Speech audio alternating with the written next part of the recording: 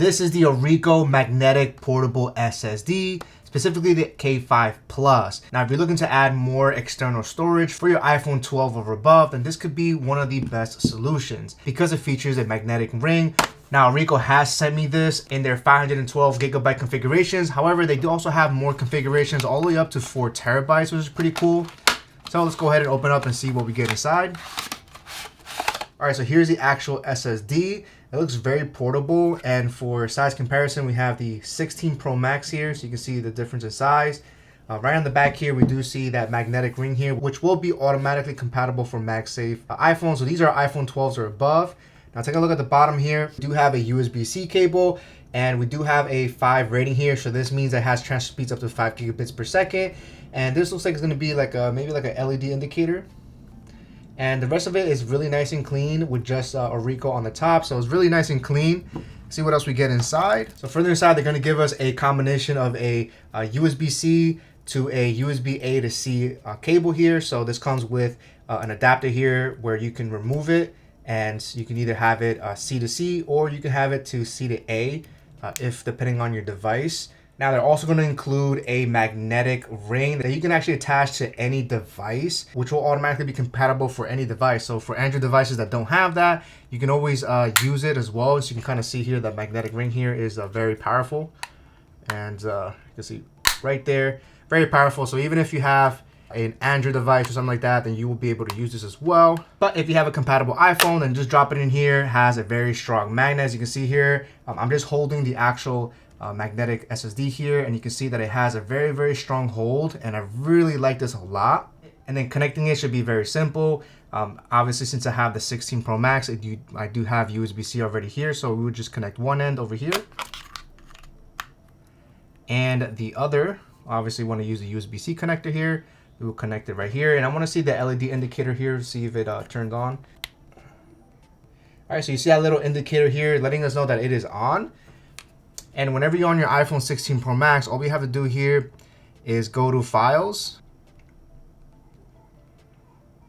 And right over here, we see ORICO over here. So obviously it's going to be completely empty. Now, I'm not sure if I'm able to see the actual information here. Let's see if I press and hold this and hit Get Info.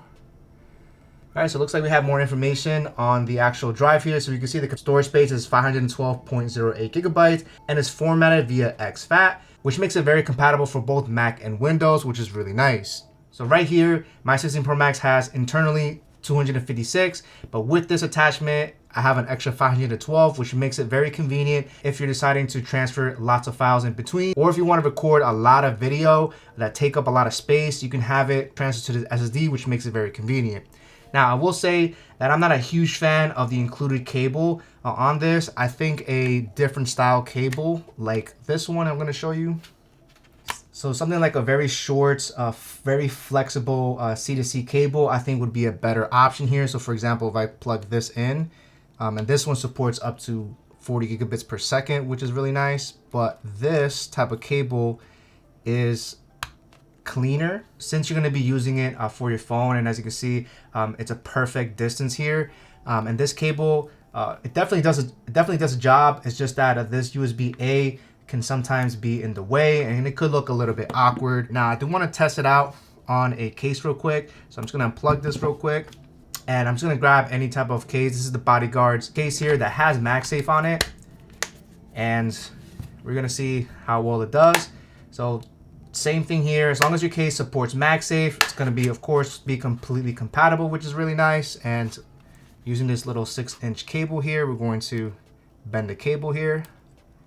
So I think this type of cable is definitely going to elevate your experience with this, and I will link this down below just in case if you're interested in it. Now, whenever you want to transfer anything to your SSD, there's a lot of ways that you can do it. You can do it directly on your Photos app. So for example, if I have this photo here, I can click on the share button on the bottom left, and I can hit Save to Files, and then hit Browse over here, and then look for ORICO. And I click on this here, and I just hit Save, and it automatically saves to the SSD. So when I go back to Files and go to ORICO, you'll notice that I have the image automatically there.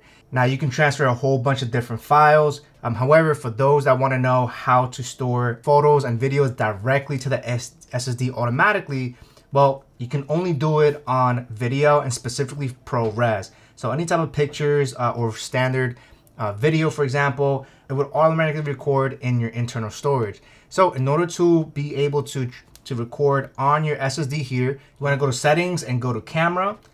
And in camera here, you have an option that says formats. You click on formats and you want to basically enable Apple ProRes.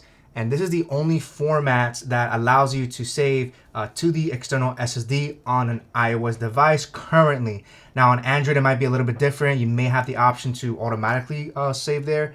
But right over here, we have a few different encoding options that you can decide which one you want. You can use either log or HDR. I'm just gonna leave it at HDR.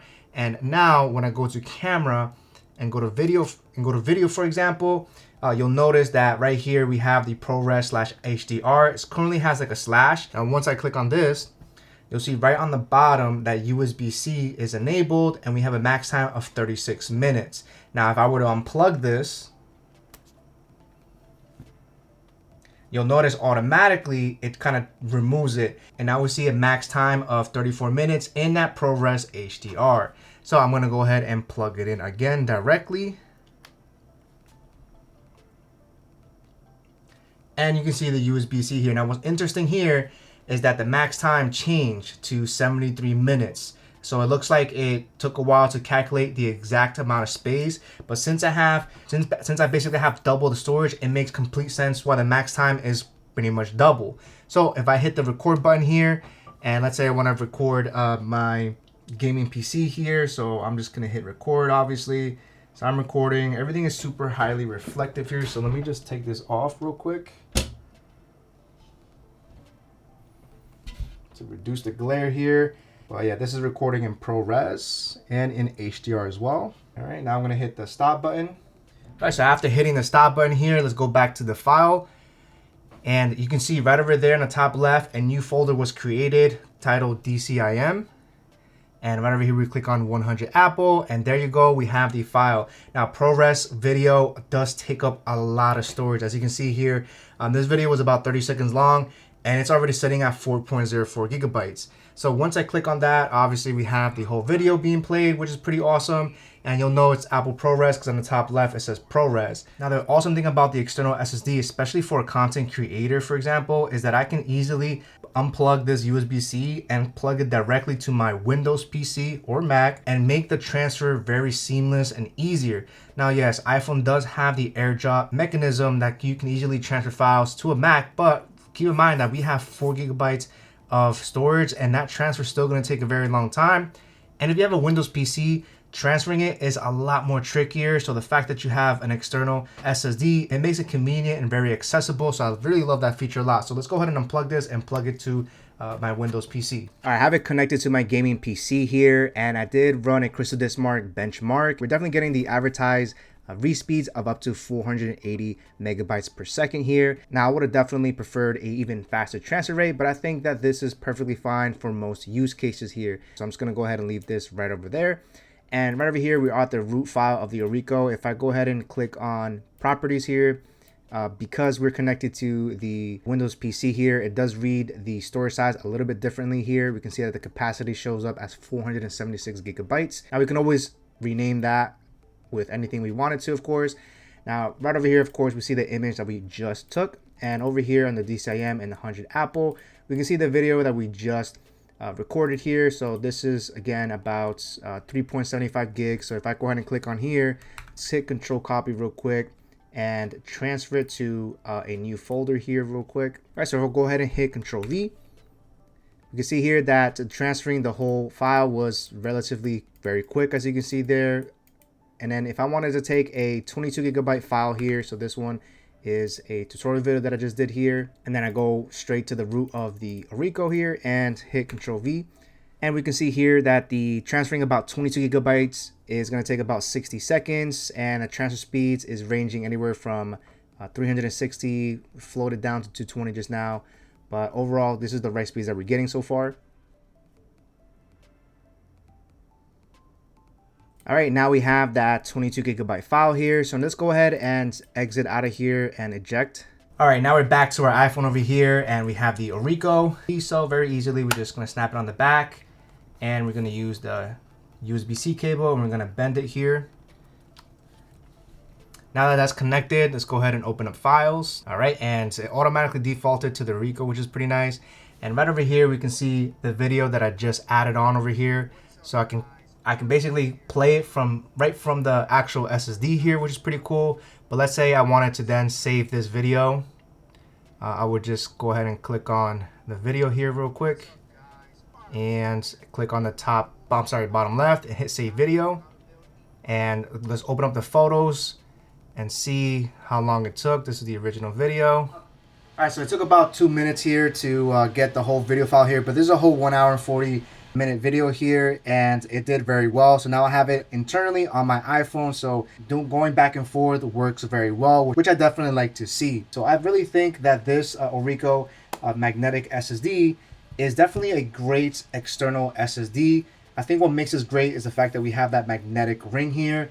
And now for the price of the 512 gigabytes, I think is reasonably priced. Not too expensive. It's just under $50, which I think is pretty fair.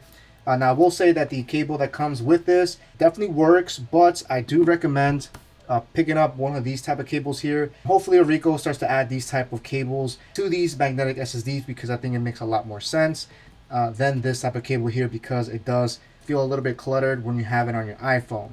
So I highly recommend it, guys. Firewolf out.